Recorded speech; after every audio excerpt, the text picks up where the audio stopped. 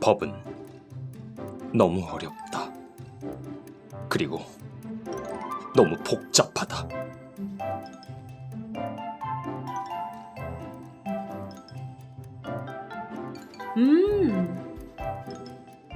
어렵고 복잡한 법? 저 이명진 변호사가 간단하게 풀어드림.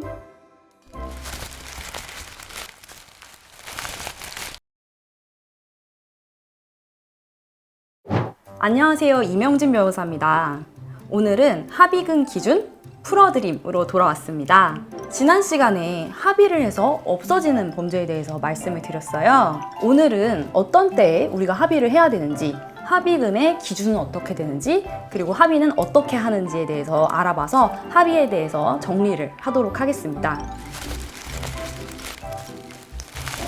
저희가 지난 시간에 합의를 하면 없어지는 범죄, 친고죄하고 반일사 불벌죄에 대해서 알아보았습니다. 그런데 친고죄나 반일사 불벌죄는 저번에 말씀드린 대로 특정 범죄만 그렇잖아요? 그러면 나머지 범죄는 우리가 합의를 할 필요가 없는 것일까요? 정답은 그렇지 않습니다. 왜냐하면 없어지는 범죄가 아니더라도 합의를 하면 형량이 반드시 줄어들기 때문입니다. 대법원에서는 양형 기준표라는 걸 내고 있어요. 양형 기준표에서는 이제 어떤 경우에 양형을 올리고 그리고 어떤 경우에 양형을 낮추는지에 대해서 얘기를 하고 있습니다. 양형이라는 거는 이제 형량, 예를 들어서 징역 몇 개월이면 형량이 낮은 거고 징역 몇 년이면 형량이 높은 거고 이런 뜻입니다. 그런데 이제 모든 양형 기준표를 보면은 거의 모든 범죄에 있어서 합의는 그 양형을 낮추는 감경 사유로 규정이 되어 있어요. 그렇기 때문에 반의사 불벌죄나 친고죄가 아니라고 하더라도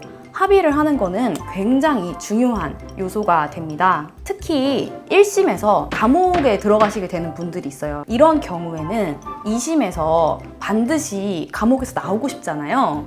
감옥을 한번 들어가면은 거의 일주일 내에 사람들이 정신이 약간 힘들어지더라고요. 그래서 그전에는 무죄 주장을 계속 하셨던 분들도 2심 가서 합의를 해서 어떻게 해서든지 집행유예를 목표로 하자, 이런 분들이 상당히 많으십니다. 그러면 합의는 어떻게 할까요? 합의를 함에 있어서는 사실 원칙적으로 기준이나 방법이 없습니다.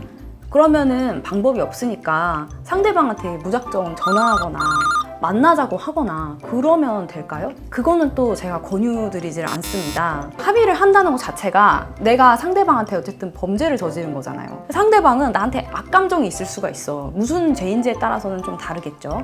악감정이 있는데 내가 전화하거나 아니면은 만나자고 해가지고 막 쫓아다니거나 그러면은 오히려 스토킹 같은 죄도 성립이 될 수가 있고 상대방 입장에서는 굉장히 부담스럽고 싫을 수가 있어요. 그래서 많은 분들이 합의를 할 때 변호사와 같이 하시는 겁니다. 왜냐하면은 변호사라는 제3자가 들어가게 되면은 객관적으로 이 죄는 어떻다, 저 죄는 어떻다 이렇게 좀 설득도 해줄 수가 있고 제3자의 입장이기 때문에 조금 더 부드럽게 전달을 해줄 수가 있어요. 웬만하면은 변호사까지 이제 선임하시기가 좀 그렇다. 그런 경우에는 최소한 본인의 배우자나 가족, 믿을 만한 분을 구해서 그분에게 중재를 해달라고 하시는 게 제일 좋습니다. 네, 합의금의 기준에 대해서 사실 많이 여쭤보세요.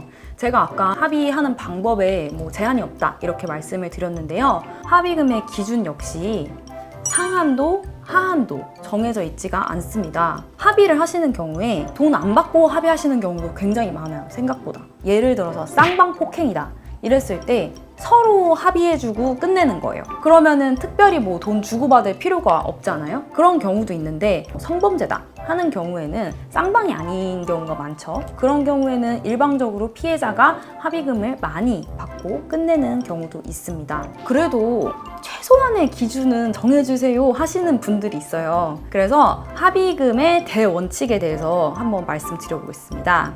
제가 생각하는 합의금의 대원칙은 민사상 손해배상액보다는 많아야 된다는 거예요. 우리가 합의를 하면은 형사적으로 그 범죄가 어쨌든 양형이 적어지는 거잖아요. 내가 합의를 안 해도 받을 수 있는 민사상 손해배상 금액이 있어요.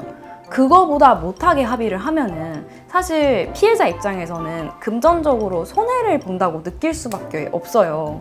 그렇기 때문에 내가 받을 수 있는 민사상 손해배상액보다는 많이 받자, 이거를 원칙으로 생각하고 있으시면 되겠습니다. 예를 들어서 볼게요. 강간죄다 이런 경우에는 위자료가 한 3천만 원 전후로 형성이 돼요. 그래서 합의금도 3천만 원 전후로 형성이 되는 경우가 많고, 요즘에는 사실 그런 성범죄, 특히 강간죄 정도 같은 경우에는 합의금 5천만 원 정도에서 이제 얘기되는 경우가 제일 많다고 해요. 왜냐하면은 손해배상으로 받을 수 있는 금액이 3천 정도일 거라고 가정을 하기 때문에 형사상으로 합의를 한 경우에는 그거보다 조금 더 받아서 5천만 원 전후로 형성이 된다. 이렇게 생각하시면 편하겠습니다.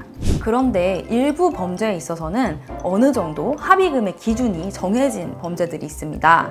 대표적인 게 폭행죄죠. 폭행죄 같은 경우에는 사실 이것도 뭐 확실히 정해진 건 아닌데 세간에서 이제 통용하는 기준이니까 참고 정도만 해보세요. 제가 찾아본 바에 의하면 전치 1주는 80만 원, 전치 2주 같은 경우에는 400만 원, 전치 3주는 500만 원, 전치 4주는 1000만 원 이상까지 형성되는 경우가 많다고 합니다. 보통 요 정도로 합니다 라는 거고요.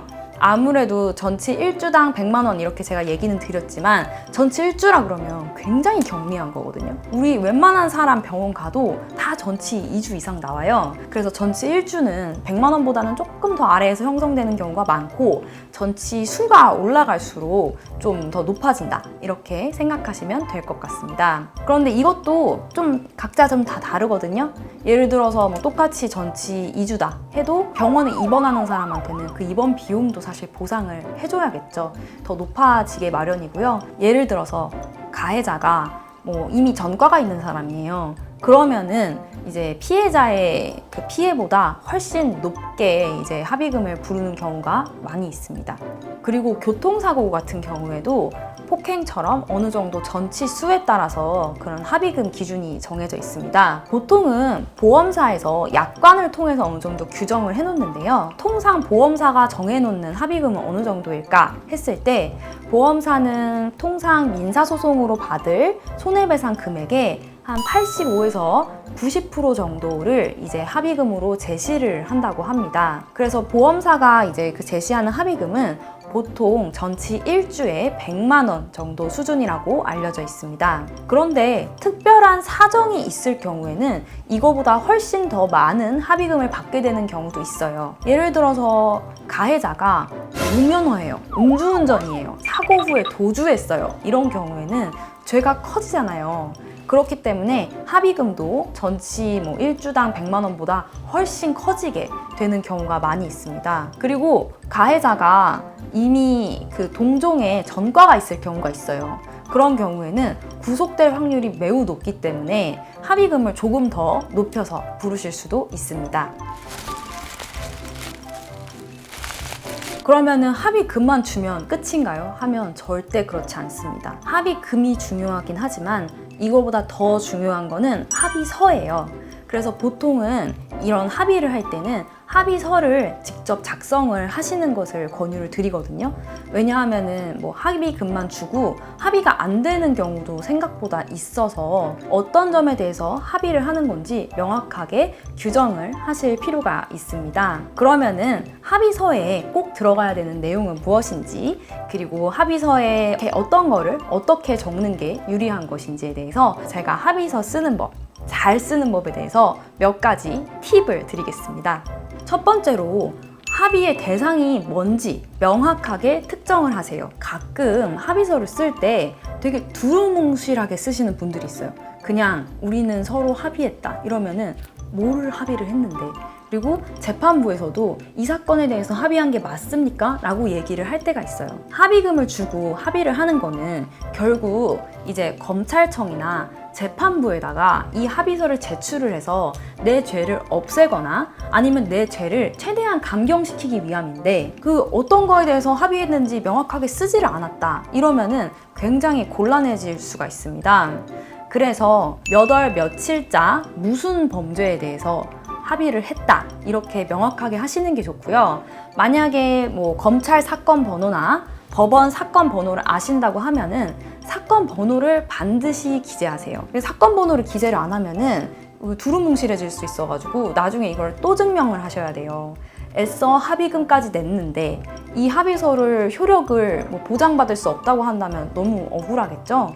그래서 사건 번호 꼭 적으시고요. 그리고 의외로 또 많이들 이렇게 혼동하시는 부분 중에 하나가 인적 사항을 열심히 안 적으세요.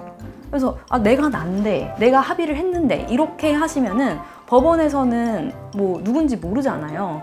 그렇기 때문에 이름, 주민등록번호, 주소, 그리고 연락처를 꼭 적으세요. 연락처를 적지 않은 경우에는 진짜 피해자가 합의를 한 건지 의심하는 경우가 좀 있어요. 그래서 연락처 반드시 기재하시고 웬만하면은 좀 인감 찍고 인감 증명서도 좀 붙이시고 이렇게 하시는 것을 권유를 드립니다. 이 비싼 돈 내고 만드는 문서잖아요. 그래서 좀 확실하게 쓰셔야 된다는 점 기억해 주시기를 바라겠습니다.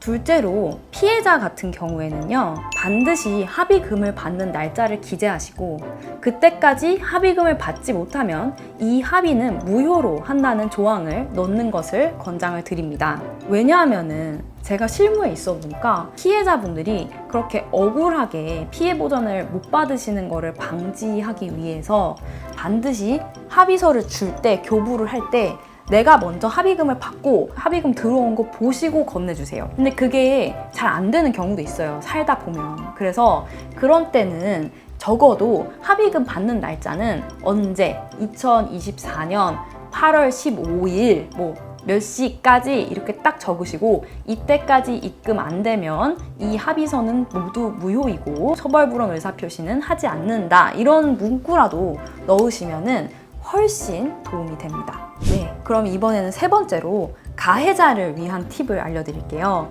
가해자의 경우에는요, 비밀 유지 조항을 넣는 것이 좋습니다. 이거는 특히 회사 사장님들이 고소를 당할 때 많이 권유를 드리는 방법이에요. 이럴 때는 이제 이 사람이랑 합의하잖아요? 그럼 이 사람이 자랑해요. 나가서. 나 이렇게 돈 받았어. 그러면 다른 사람들이 막 밀려 들어옵니다. 그래서 이렇게 밀려 들어오면은 그 사업에 굉장히 악영향이 있을 수 있어서 사업하시는 대표님들이 합의서 쓰실 때는 비밀 유지 조항을 꼭 넣으라고 해요. 그래서 합의금을 받는 조건으로 이것에 대해서 언급하지 않는다. 다른 사람들한테 이제 발설하지 않는다.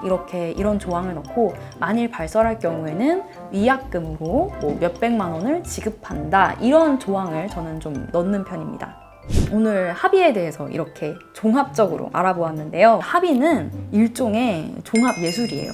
왜냐하면은 정해진 것도 없고 나의 욕망과 상대방 욕망 사이에서 이렇게 절충점을 찾는 그런 과정이거든요. 아무래도 예측이 좀 많이 안 되는 부분들이 있습니다. 다만 합의를 할 때 중요한 거는 내가 양보할 수 없는 거, 그거에 대해서는 절대 양보하지 마시고 그거를 반드시 합의서의 조항으로 문구로 남기는 것을 이제 권장을 드리고요. 저 같은 경우에는 헌법에 위반되는 게 아닌 한은 웬만하면은 원하시는 거는 좀 합의서에 좀 다 넣어드리는 편이에요. 그래서 합의 문구 같은 거는 또 법률 전문가의 도움을 받아서 하면은 또 다르거든요. 그래서 그런 부분이 있으시면은 상담 문의를 주시거나 하면은 또 답변을 드리도록 하겠습니다. 지금까지 오늘은 합의금 기준 풀어드림 이명진 변호사였습니다. 감사합니다.